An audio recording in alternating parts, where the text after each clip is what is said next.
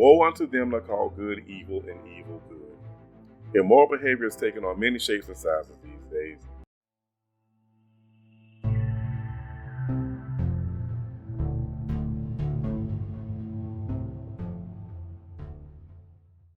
Compromise is defined as an agreement or settlement of a dispute that is reached by each side making concessions. A lot of thought has been given to what compromise is and why it should be done. There's no doubt that there are times when it's necessary and advantageous to compromise. Go along to get along are words I used to live by. Then I became a man and I realized that go along to get along doesn't always work. At some point, depending on the topic, you have to take a stand, ruffle a few feathers and say, no, I refuse to go along to get along on this one. I refuse to compromise. But when do you do that? How do you recognize a moment that you must stand firm instead of agreeing to concessions? So then when does compromise become unacceptable?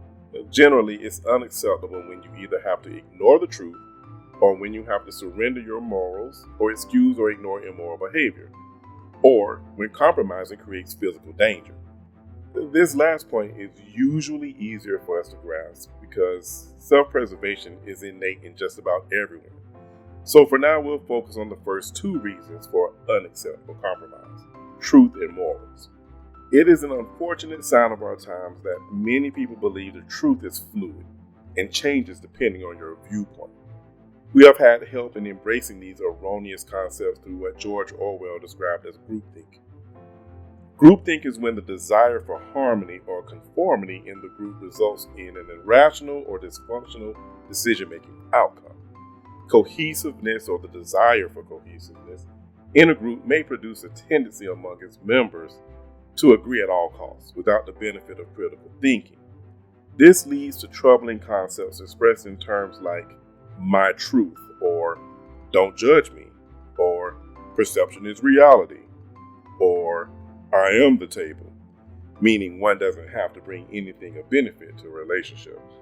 Truth is immutable and does not change from person to person, and perception has a completely separate definition from that of reality. So how can the two be synonymous? Inquiring minds would like to know, but unfortunately there aren't many inquiring minds left, which is how we end up with groupthink. We end up with delusional behaviors that lead to self-harm. We end up with misleading our children down the road to perdition. We end up with broken homes, broken dreams, and broken spirits, and unless we right this ship soon, a broken humanity. As a society, we are continuously duped and conforming to concepts that ultimately go against our own best interests. Many have conformed to the idea that one group of people, based solely on their race, are inherently evil and privileged and must be squashed at all costs. We even have some folks who have, against their better judgment, conform to the idea that you can actually change your gender. They believe science is great until it interferes with the agenda, which is exactly what biology does. It interferes with the lies of gender fluidity. It's interesting, but it seems we have entered a period of time that was foretold about living in a time that was just like the days of Noah. In those days, gender issues flourished, and not in a good way.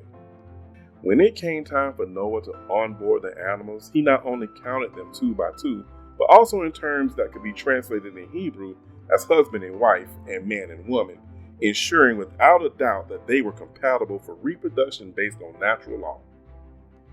But I digress because this is a much broader discussion. I only wanted to highlight here the depth of the conformity and how it conflicts with the immutable truth.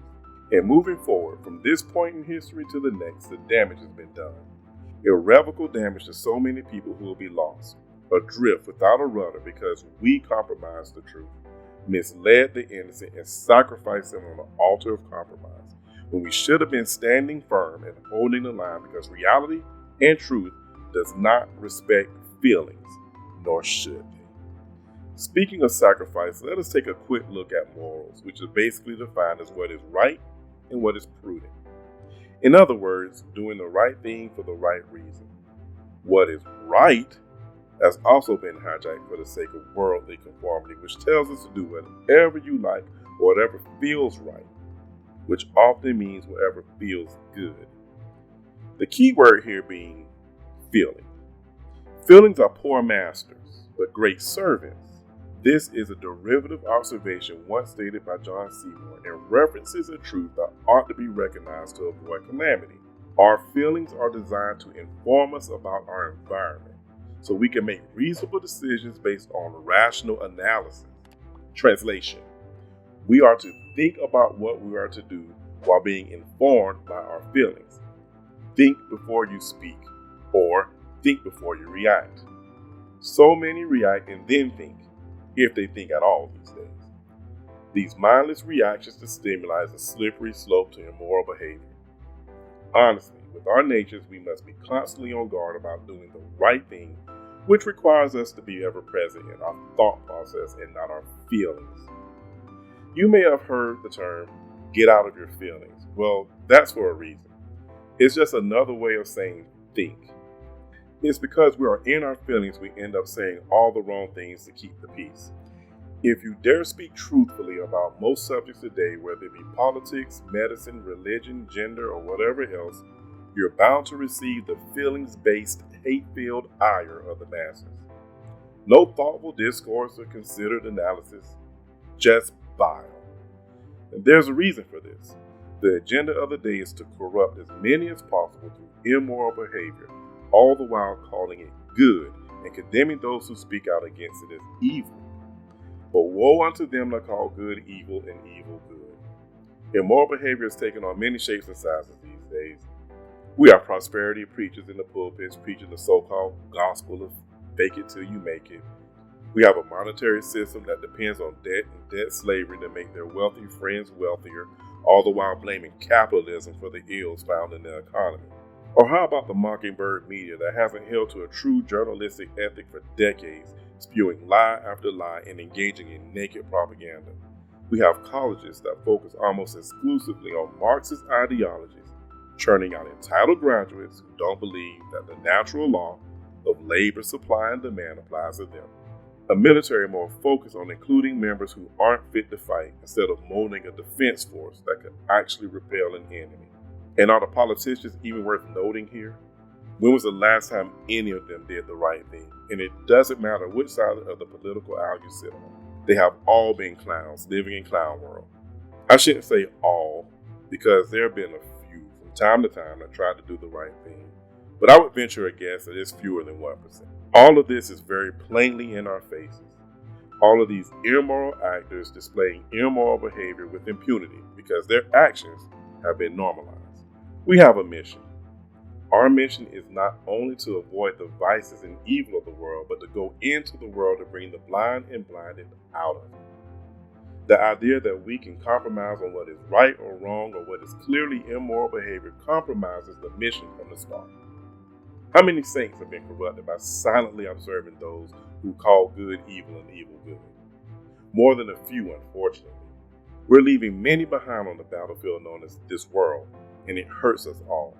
I'm not advocating for browbeating people into submission to change their lives because force isn't a long-term solution.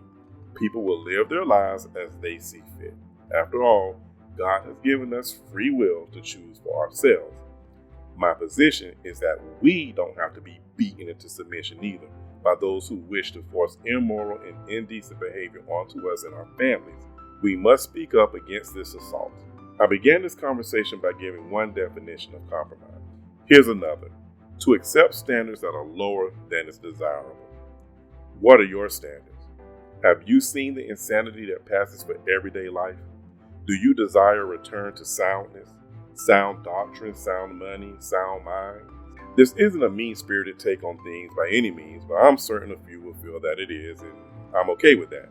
The intent here is to stimulate a revival of sanity and certainty by focusing on what makes human beings great to begin with: the capacity to think and to change once the truth is embraced. Speaking openly and honestly will draw fire, but we have to reach a point where we can no longer sit idly by in silence. Martin Luther King Jr. once said, "Our lives begin to end the day we become silent about things that matter." He went on to say that there comes a time when silence is betrayal. We are in such a time, and there are too many good people on the sidelines, silently looking on, full of fury but no sound. I can no longer sit idly by. I can no longer be silent. Don't ask me to compromise, because I won't. Family on trial.